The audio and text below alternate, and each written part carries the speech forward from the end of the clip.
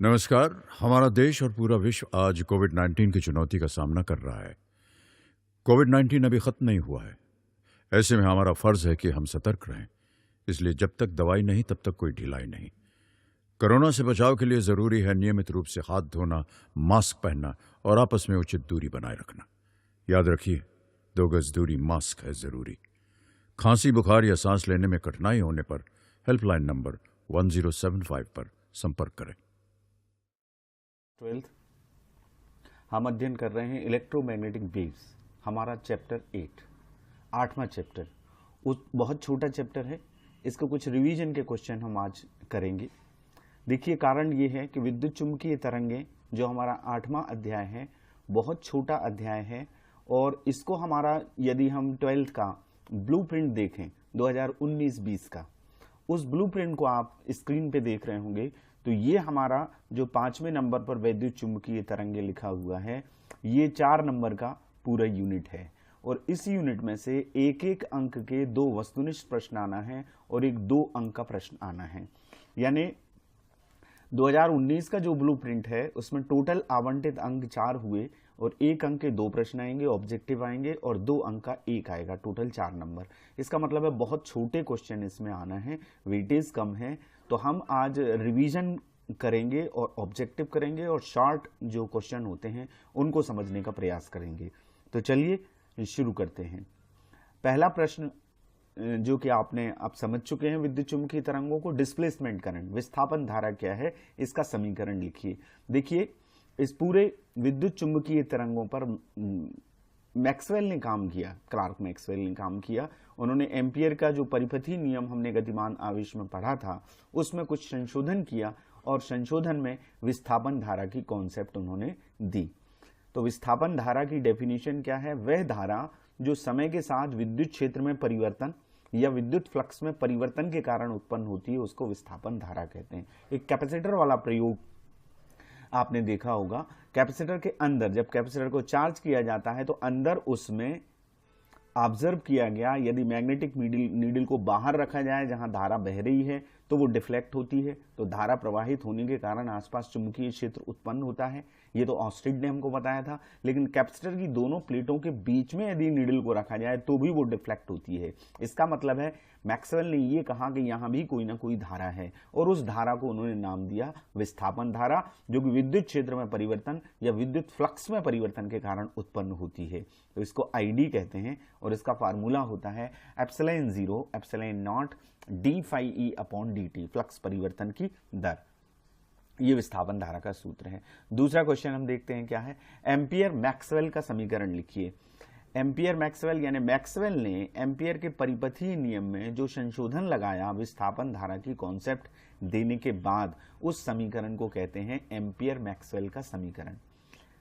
ठीक है, वो समीकरण क्या है? ये समीकरण ये है, line integration of B vector B dot vector dl, यानी चुंबकीय क्षेत्र की तीव्रता का रेखीय समाकलन mu naught IC plus mu naught ID के बराबर होता है। यह आईसी कन्वेंशनल करंट कहलाती है, ठीक है, चालन धारा कहलाती है, और ये डिस्प्लेसमेंट करंट यानी विस्थापन धारा कहलाती है। आपने एम्पियर का परिपथीय नियम पढ़ा होगा, उसमें vector B dot vector dl हम लिखते हैं म्यू नॉट आईसी।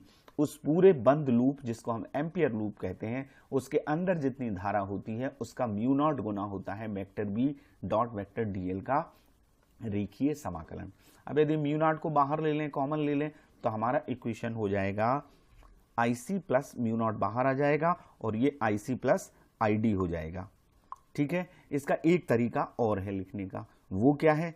वो तरीका ये है कि ID equals to epsilon naught d phi by d t होती है, तो हम आईडी की वैल्यू यहां रख देंगे। तो यहां पर हमारा समीकरण हो जाएगा, एक बार देखिएगा उसे, vector B dot vector D l equals to mu naught I C plus epsilon naught d phi E by d T.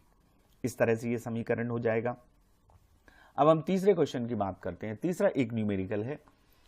2 microfarad 2 microfarad धारिता के संधारित्र के बीच में जो वोल्टेज है वो 5 वोल्ट पर सेकंड की दर से परिवर्तित हो रही है वोल्टेज। तो संधारित्र में विस्थापन धारा का मान ज्ञात कीजिए। ठीक है, इसके लिए हम ये देख लेते हैं कि क्या क्या हमको दिया गया है।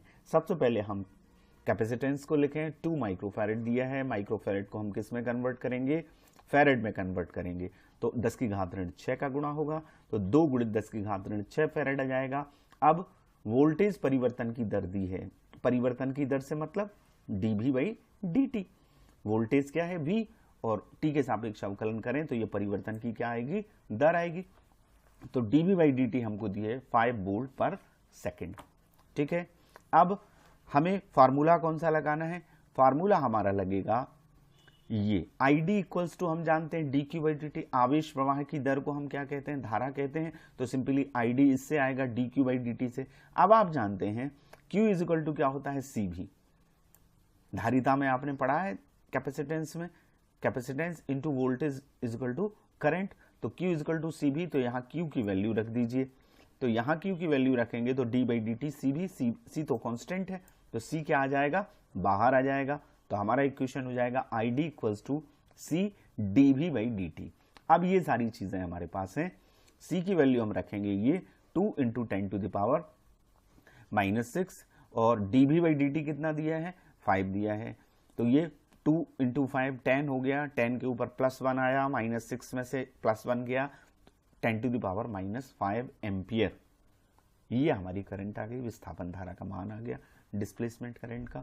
तो इस तरह से आपको डिस्प्लेसमेंट करंट निकालना है। मैक्सवेल के समीकरण लिखिए।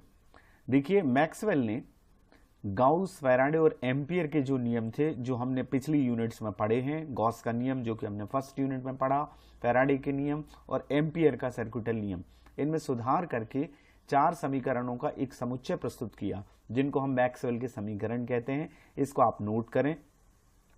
पहला समीकरण गॉस की प्रमेय जो हमने पढ़ी है वो है integration of vector E dot d s equals to Q upon epsilon naught, किसी बंद पृष्ठ से गुजरने वाला संपूर्ण विद्युत फ्लक्स उसके अंदर उपस्थित आवेश का 1/एप्सिलॉन 0 गुना होता है। ये गॉस का, ये विद्युत क्षेत्र वाला नियम है। दूसरा गॉस का ये चुंबकत्व का नियम है, किसी बंद चुंबकीय पृष्ठ से गुजरने वाला चुंबकीय फ्लक्स शून्य होता है, तो ये इस तरह से लिखा integration of vector B dot vector d s. ये जो नियम लिखा हुआ है ये फैराडे का नियम है, जो vector E dot vector D L का integration is equal to -d∅ upon dt, जो कि फैराडे के दूसरे नियम में हमने पढ़ा कि प्रेरित विद्युत वाहक बल चुंबकीय फ्लक्स में परिवर्तन की दर के बराबर होता है, अनुक्रमानुपाती होता है। तो ये फैराडे का नियम है। और बाद में सबसे खास नियम जो मैक्सवेल ने दिया वो एम्पियर के नियम में संशोधन लगाया, डिस्प्लेसमेंट करंट का कॉन्सेप्ट जिससे दिया वो समीकरण ये है, इंटीग्रेशन, लाइन इंटीग्रेशन, रेखीय समाकलन vector B dot d l equals to mu naught I C plus epsilon 0 d∅ by dt। ये चारों समीकरण आप नोट करें, ये मैक्सवेल के समीकरण कहलाते हैं, मैक्सवेल के समीकरण कहलाते हैं। अब विद्युत चुंबकीय तरंगों की हम बात करते हैं कि विद्युत चुंबकीय तरंगें क्या है, इसकी डेफिनेशन क्या है। विद्युत क्षेत्र और चुंबकीय क्षेत्र के परस्पर लंबवत तलों में ज्याविक्रीय दोलन बनते हैं, इन दोलनों से ये तरंग बनती हैं। इन तरंगों का जो स्रोत है वो एक्सेलरेटेड चार्ज है, त्वरित आवेश है। जब आवेश एक्सेलरेट होता है तो विद्युत क्षेत्र चेंज होता है, विद्युत क्षेत्र चेंज होने के कारण चुंबकीय क्षेत्र उत्पन्न होता है, लेकिन ये दोनों क्षेत्र परस्पर लंबवत होते हैं, तो जो साइनोसाइडल ऑसिलेशंस हैं वो बनते हैं, उन ऑसिलेशन से ये विद्युत चुंबकीय तरंगें बनती हैं और तरंग संचरण की दिशा इनके लंबवत होती है। ये आपने पिछली वीडियो में पढ़ लिया है, तो ये इसकी डेफिनेशन आप करें। अगला क्वेश्चन भी हम एक न्यूमेरिकल करते हैं। एक विद्युत चुंबकीय तरंग में विद्युत क्षेत्र की तीव्रता 30 वोल्ट पर मीटर है, तो चुंबकीय क्षेत्र की तीव्रता ज्ञात कीजिए। देखिए विद्युत क्षेत्र की तीव्रता E0 E0 30 वोल्ट पर मीटर हमको दी है। C हम जानते हैं, जो विद्युत चुंबकीय तरंगों की चाल होती है वो प्रकाश की चाल के बराबर होती है। प्रकाश की चाल होती है 3 × 10⁸ मीटर प्रति सेकेंड। एक ये आता है, मैक्सवेल ने हमको बताया C is equal to E0 upon V0, जो विद्युत चुंबकीय तरंगों की चाल है वो विद्युत क्षेत्र और चुंबकीय क्षेत्र के अनुपात के बराबर होती है। ये उसके गुणों में आप एक पॉइंट पढ़ते हैं, तो E0 अपॉन V0, E0 की वैल्यू रख दें तो पहले बी नॉट हमको निकालना है, तो बी नॉट हम यहाँ ले आए, तो सी नीचे आएगा, तो ई नॉट की वैल्यू रखेंगे 30 ऊपर आएगा, और 3 × 10⁸ नीचे आएगा। 3 से हम इस 30 को काट देंगे, तो यहाँ क्या आ जाएगा, 10 आ जाएगा। अब आप 10⁸ को ऊपर ले जाएंगे, तो ये 10⁻⁻7 हो जाएगी। टेस्ला चुंबकीय क्षेत्र की तीव्रता का मात्रक है। तो बड़ी आसानी से ये याद रखिएगा, इंपॉर्टेंट सूत्र है कि क्या संबंध है ई और बी के बीच में, तो इन दोनों के अनुपात के बराबर विद्युत चुंबकीय तरंगों की चाल होती है। अब हम ऑब्जेक्टिव क्वेश्चन करेंगे। मैंने जैसा कि लेक्चर की शुरुआत में ही बताया, या तो 2 नंबर के छोटे छोटे क्वेश्चन आएंगे या ऑब्जेक्टिव टाइप आएंगे। तो पहला ऑब्जेक्टिव टाइप क्वेश्चन है, विद्युत चुंबकीय तरंगों का आविष्कार किया था। 4 ऑप्शन आपके सामने हैं, फैराडे ने, दूसरा बी हमारे पास है मैक्सवेल ने, तीसरा हर्ट्ज ने, और चौथा मार्कोनी ने। तो आप अभी सुन चुके हैं किसने आविष्कार किया, मैक्सवेल ने, जेम्स क्लार्क मैक्सवेल। इन्होंने विद्युत चुंबकीय तरंगों की अवधारणा को सबसे पहले प्रस्तुत किया था, जेम्स क्लार्क मैक्सवेल ने। उसके बाद हर्ट्ज ने प्रयोगशाला में भी विद्युत चुंबकीय तरंगों को उत्पादित किया, और उससे उनकी जो परिकल्पना है उसको मान्यता प्राप्त हो गई कि जो बात मैक्सवेल कह रहे हैं वो सही है। हर्ट्ज ने किया, मार्कोनी ने प्रयोग किया, जेसी बोस साहब ने भी प्रयोग किया था। दूसरा क्वेश्चन हम देख लेते हैं, विद्युत चुंबकीय तरंगों की प्रायोगिक पुष्टि सर्वप्रथम की थी कौन से वैज्ञानिक ने, फैराडे ने, मैक्सवेल ने, हर्ट्ज ने और मार्कोनी ने। तो इसका आंसर है सही सी, हर्ट्ज ने। 1887 में जर्मन वैज्ञानिक हर्ट्ज ने दोलनीय परिपथ का उपयोग करके कम आवृत्ति तथा अधिक तरंग दैर्घ्य की, तरंग दैर्घ्य और आवृत्ति में रेसिप्रोकल रिलेशन है, यदि आवृत्ति कम होगी तो तरंग दैर्घ्य ज्यादा होगी, ठीक है ना, वेवलेंथ ज्यादा होगी। विद्युत चुंबकीय तरंगों का उत्पादन प्रयोगशाला में किया। इसके बाद भारतीय वैज्ञानिक जेसी बोस ने भी कलकत्ता में विद्युत चुंबकीय तरंगों को उत्पन्न किया। जेसी बोस का नाम भारतीय वैज्ञानिकों को बड़े सम्मान से लिया जाता है। इन्होंने विद्युत चुंबकीय तरंगों पर काम किया और तरंगों को प्रयोगशाला में उत्पादित भी किया। तो प्रायोगिक पुष्टि लेकिन हर्ट्ज के प्रयोग से हुई है। नेक्स्ट क्वेश्चन हम देख लेते हैं, हमारा थर्ड क्वेश्चन है, विद्युत चुंबकीय तरंगों में विद्युत क्षेत्र और चुंबकीय क्षेत्र, अभी आपने परिभाषा पढ़ी है, किस तरह के होते हैं, परस्पर लंबवत होते हैं, परस्पर समानांतर होते हैं, न्यून कोण पर झुके होते हैं या अधिक कोण पर झुके होते हैं। तो इसका सही आंसर क्या है, परिभाषा में हमने पढ़ा विद्युत क्षेत्र और चुंबकीय क्षेत्र के लंबवत दोलनों से बनती हैं, ये परस्पर लंबवत होते हैं, ज्यावक्रीय दोलन कहलाते हैं, और ये दोलन तरंग संचरण की दिशा के लंबवत होते हैं। फोर्थ क्वेश्चन हम देखते हैं, हमारा चौथा क्वेश्चन क्या है, फोर्थ क्वेश्चन हमारा है, विद्युत चुंबकीय वर्णक्रम में, स्पेक्ट्रम में विद्युत चुंबकीय तरंगें, जितनी तरंगें आप जिनके नाम सुन रहे हैं, कुछ सूर्य से जो विकिरण आते हैं उनमें बहुत सारी तरंगें होती हैं, हम अलग अलग नामों से इनको जानते हैं, लेकिन पूरों को मिला के विद्युत चुंबकीय स्पेक्ट्रम कहलाता है। इनमें से कुछ हमें दिखाई देती हैं, कुछ हमें दिखाई नहीं देती। जो विकिरण या जो तरंगें हम अपनी आंख से नहीं देख सकते और उस स्पेक्ट्रम को हम कहते हैं अदृश्य स्पेक्ट्रम, और जो हमें दिखाई देता है जैसे दृश्य प्रकाश है जिसमें 7 रंग का प्रकाश समाहित होता है, वो दृश्य स्पेक्ट्रम कहलाता है। तो इसका एक ऑर्डर है, गामा रेज से ये शुरू होता है। तो सबसे छोटी तरंग दैर्घ्य कौन की है, एक्स किरणों की है, अवरक्त किरणों की है, गामा किरणों की है या माइक्रो तरंगों की है। तो इसका आंसर है सही, गामा किरणों की तरंग दैर्घ्य सबसे छोटी होती है, सबसे कम होती है, लेकिन आवृत्ति सबसे उच्च होती है। जो तरंग दैर्घ्य छोटी वाली तरंग होगी उसकी आवृत्ति ज्यादा होगी। तो बढ़ती हुई आवृत्ति के क्रम में या बढ़ती हुई तरंग दैर्घ्य के क्रम में या घटती हुई आवृत्ति के क्रम में यदि स्पेक्ट्रम को हम देखें तरंग दैर्घ्य के बढ़ते क्रम में, तो सबसे पहले आती हैं गामा किरणें, यानी गामा किरणों की तरंग दैर्घ्य सबसे कम है। उसके बाद एक्स रेज हैं, फिर उसके बाद यूवी रेज आती हैं, पराबैंगनी किरणें, फिर उसके बाद हमारा दृश्य प्रकाश आता है, फिर उसके बाद अवरक्त किरणें आती हैं, फिर उसके बाद माइक्रो तरंगे और लास्ट में रेडियो तरंगे। इन सबको मिला के ये विद्युत चुंबकीय स्पेक्ट्रम कहलाता है कि ये इनविजिबल है, इनको संसूचित करने के अलग अलग तरीके हैं, उनसे इनको डिटेक्ट किया जाता है। तो ये तरंग दैर्घ्य का बढ़ता क्रम है, या हम कहें आवृत्ति का ये घटता क्रम है। सबसे अधिक आवृत्ति गामा किरणों की होगी, फिर उससे कम होगी एक्स किरणों की। तो इस तरह से विद्युत चुंबकीय स्पेक्ट्रम है। नेक्स्ट क्वेश्चन हमारा हम देख लेते हैं, वो कौन सा है, फोर्थ क्वेश्चन है। चौथा प्रश्न है, आवृत्ति सबसे अधिक होती है एक्स किरणों की, अवरक्त किरणों की, गामा किरणों की, माइक्रो तरंगों की, सूक्ष्म तरंगों की। इसका आंसर भी सी है। तरंग धैर्य सबसे कम और आवृत्ति सबसे अधिक, जैसा कि मैंने अभी बताया। इनमें संबंध क्या है, एक सूत्र होता है C is to nu lambda. बहुत आसान से न्यूमेरिकल इससे पूछे जाते हैं। C विद्युत चुंबकीय तरंगों की चाल है या प्रकाश की चाल है, वो विद्युत चुंबकीय तरंगों की चाल प्रकाश की चाल के बराबर होती है। न्यू आवृत्ति होती है, लैम्डा तरंग धैर्य होती है। यदि हम इससे न्यू निकालें तो C बाई लैम्डा, ये देखिए अपोजिट रिलेशन आ गया, न्यू कम है तो लैम्डा ज्यादा होगा, ठीक है, न्यू ज्यादा है तो लैम्डा कम होगा। और C की वैल्यू ये नोट करें, ये प्रकाश की चाल के बराबर 3 गुणित 10 की घात 8 मीटर प्रति सेकंड। नेक्स्ट क्वेश्चन हमारा हम देखते हैं, वो क्या है, वो है निम्न में से कौन सी विद्युत चुंबकीय तरंग नहीं है, इलेक्ट्रोमैग्नेटिक वेव नहीं है। एक्स किरणें, दूसरा हमारा ऑप्शन है अवरक्त किरणें, तीसरा सी ऑप्शन है गामा किरणें, और चौथा है डी ध्वनि तरंगें। ध्वनि तरंगें विद्युत चुंबकीय तरंगें नहीं हैं, ये अंधैर्य तरंगें होती हैं और विद्युत चुंबकीय तरंगें अनप्रस्थ तरंगें होती हैं। नेक्स्ट क्वेश्चन देखते हैं हम, हमारा 6th क्वेश्चन, कोहरे में संकेत भेजने के लिए कौन सी किरणों का उपयोग किया जाता है, एक्स किरणों का, अवरक्त किरणों का, गामा किरणों का और सूक्ष्म तरंगों का। तो कोहरे में संकेत भेजने के लिए अवरक्त विकिरण का उपयोग किया जाता है, बी आंसर इसका सही है। अवरक्त विकिरणों की तरंग धैर्य ज्यादा होती है और तरंग धैर्य ज्यादा होने के कारण इनकी स्कैटरिंग कम होती है, जिससे कोहरे में अधिक दूर तक जा सकती हैं। प्रकीर्णन आप आगे पढ़ेंगे, रेले का इसमें नियम है। स्कैटरिंग को हम यूं समझते हैं कि इनका फैलाव कम होता है।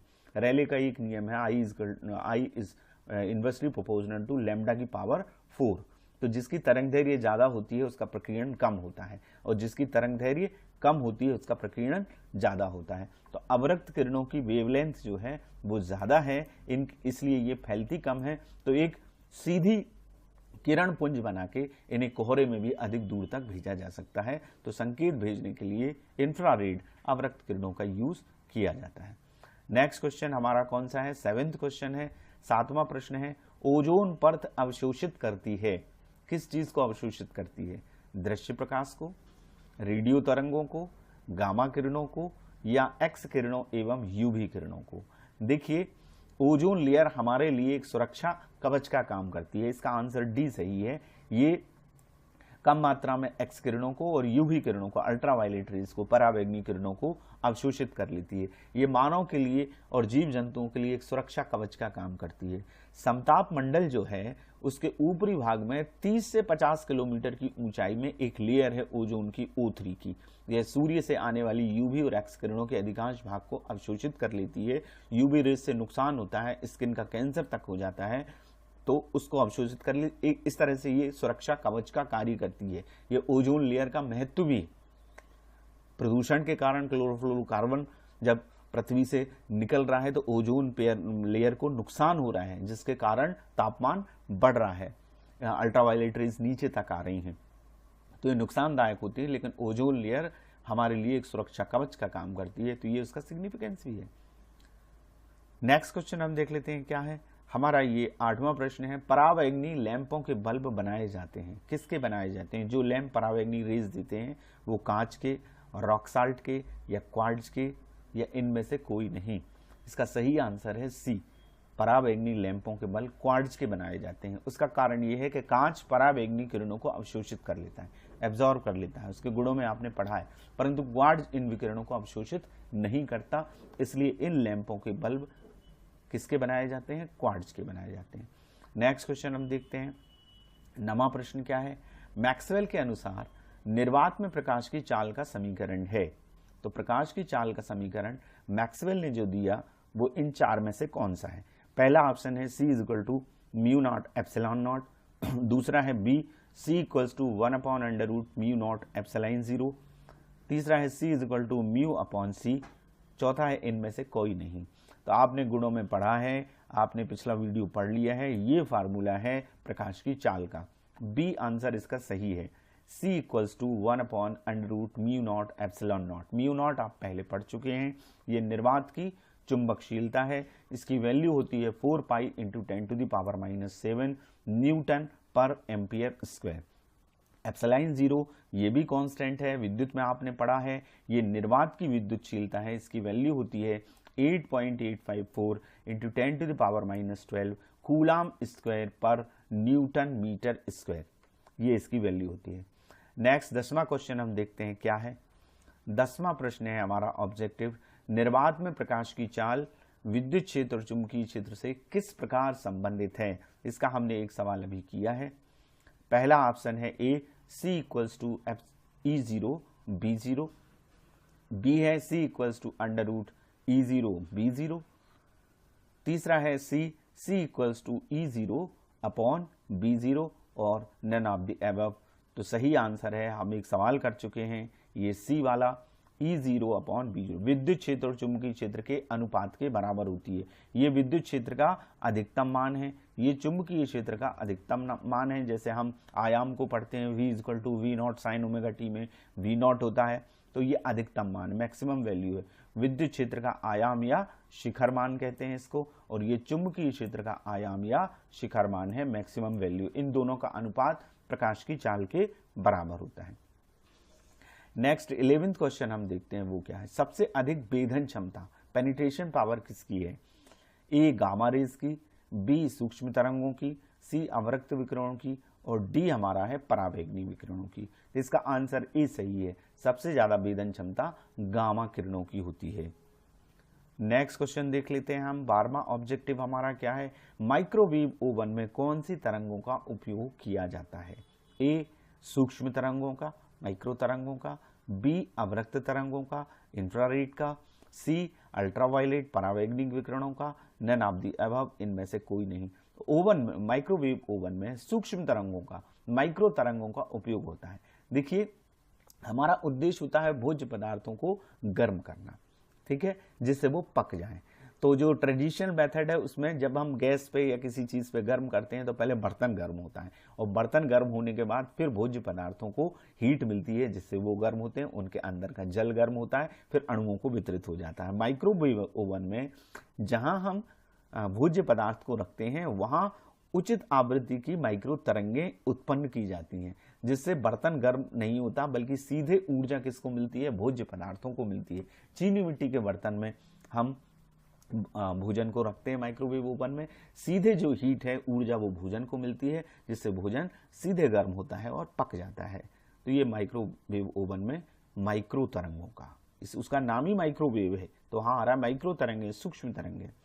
नेक्स्ट हमारा क्वेश्चन हम देख लेते हैं कौन सा है। 13वां क्वेश्चन है, ये क्या है, तरंगों का कौन सा गुण प्रकाश के रंग का कारण है? तो प्रकाश के रंग के लिए उत्तरदायी कौन सा उसका एस्पेक्ट्स है? आयाम है कि तरंगदैर्घ्य है कि वेग है कि आवृत्ति है? 4 ऑप्शन हमारे पास हैं। सही आंसर इसका है आवृत्ति। आवृत्ति प्रकाश के तरंग का कारण है। अलग अलग आवृत्ति होगी तो रंग की भिन्नता का कारण आवृत्ति है, न्यू है। नेक्स्ट क्वेश्चन हम देखते हैं क्या है। 14वां क्वेश्चन है हमारा, दूर संचार में टेलीकम्युनिकेशन में कौन सी तरंगें उपयोग में लाई जाती हैं? ए ऑप्शन है माइक्रो तरंगे, बी है रेडियो तरंगे, सी है गामा किरणें और डी है अवरक्त किरणें। तो इसका आंसर है सही बी, रेडियो तरंगों को दूर संचार में उपयोग में लाया जाता है, टेलीकम्युनिकेशन में, जिसका हम यूज कर रहे हैं। ठीक है, नेक्स्ट क्वेश्चन हम देख लेते हैं 15 क्वेश्चन है, उपग्रह संचार में कौन सी तरंगों का उपयोग किया जाता है? माइक्रो तरंगों का, बी ऑप्शन है रेडियो तरंगों का, सी है गामा किरणों का, डी है अवरक्त किरणों का। इसका सही आंसर है ए, सूक्ष्म तरंगों का उपयोग सैटेलाइट कम्युनिकेशन में यूज किया जाता है। ठीक है, नेक्स्ट क्वेश्चन हम देख लेते हैं 16 है, क्रिस्टल संरचना के अध्ययन में कौन सी तरंगों का उपयोग किया जाता है? माइक्रो तरंगों का, रेडियो तरंगों का, गामा किरणों का या एक्स किरणों का? एक्स किरणों का अध्ययन किया जाता है, तो सही आंसर हमारा क्या है? डी है। एक्स किरणों का हम अध्ययन करते हैं क्रिस्टल संरचना, एक्स किरणों का उपयोग करते हैं क्रिस्टल संरचना के अध्ययन में। नेक्स्ट 17वां क्वेश्चन है हमारा, फिंगरप्रिंट का पता लगाने में कौन सी तरंगों का उपयोग किया जाता है? ए माइक्रो तरंगे, बी रेडियो तरंगे, सी गामा किरणें, डी परावैगनी किरणें। हमारा आंसर सही है डी, अल्ट्रावायलेट रेज से फिंगरप्रिंट का पता लगाया जाता है। नेक्स्ट हमारा 18वां क्या है, इसे देख लेते हैं। यह है लासिक। नेत्र चिकित्सा में कौन सी तरंगों का उपयोग किया जाता है? आई सर्जरी की एक प्रोसेस है, वो है लासिक कहलाती है। लासिक में किस तरंगों का यूज किया जाता है? पहला ऑप्शन है माइक्रो तरंगे, दूसरा है रेडियो तरंगे, तीसरा है गामा किरणें, चौथा है परावैंगनी किरणें। इसका डी आंसर सही है। परावैंगनी यूवी रेज का, अल्ट्रावायलेट रेज का लासिक शल्य चिकित्सा में, नेत्र की शल्य चिकित्सा में किया जाता है। इसका जो फुल फॉर्म है वो है लेजर असिस्टेड इन सीटू केराटोमिलियोसिस। ये परावैंगनी तरंगों की तरंग दैर्घ्य कम होती है, इसके कारण इन्हें बहुत ही नैरो संकीर्ण किरण पुंज के रूप में हम फोकस कर सकते हैं और फोकस करके शल्य चिकित्सा में, जिसका नाम है लासिक, उसमें यूज किया जाता है। नेक्स्ट क्वेश्चन हमारा 19 में है, विद्युत चुंबकीय तरंगों में यदि विद्युत वेक्टर x दिशा में और चुंबकीय वेक्टर y दिशा में है तो इनके संचरण की दिशा क्या होगी? आपने परिभाषा में पढ़ा है, ये तरंगें विद्युत क्षेत्र और चुंबकीय क्षेत्र के परस्पर लंबवत दोलनों से बनती हैं और ये दोलन तरंग संचरण की दिशा के लंबवत होते हैं। यानी यदि x दिशा में विद्युत वेक्टर है, y दिशा में चुंबकीय वेक्टर है, तो निश्चित रूप से उन तरंग संचरण की दिशा z दिशा में होगी। तो इसका सही आंसर क्या है? z दिशा में, सी इसका आंसर सही है। नेक्स्ट क्वेश्चन हमारा ये लास्ट क्वेश्चन है, ये देखते हैं। रडार प्रणाली में कौन सी तरंगों का उपयोग किया जाता है? रडार सिस्टम में ए माइक्रो तरंगे, बी रेडियो तरंगे, सी गामा किरणें और डी परावैंगनी किरणें। इसका सही उत्तर है ए, माइक्रो तरंगों का रडार प्रणाली में उपयोग किया जाता है। ये एक निश्चित दिशा में तरंगे भेजी जाती हैं, वो हवाई जहाज से टकरा के वापस लौटती हैं। तरंगों के जाने और आने में लगा समय नोट कर लेते हैं, क्योंकि विद्युत चुंबकीय तरंगों की चाल 3 × 10⁸ मीटर प्रति सेकंड होती है। अब हमने समय नोट कर लिया, दूरी डिस्टेंस निकालना है तो चाल बराबर दूरी बटे समय में मान रख के हम डिस्टेंस निकाल लेते हैं।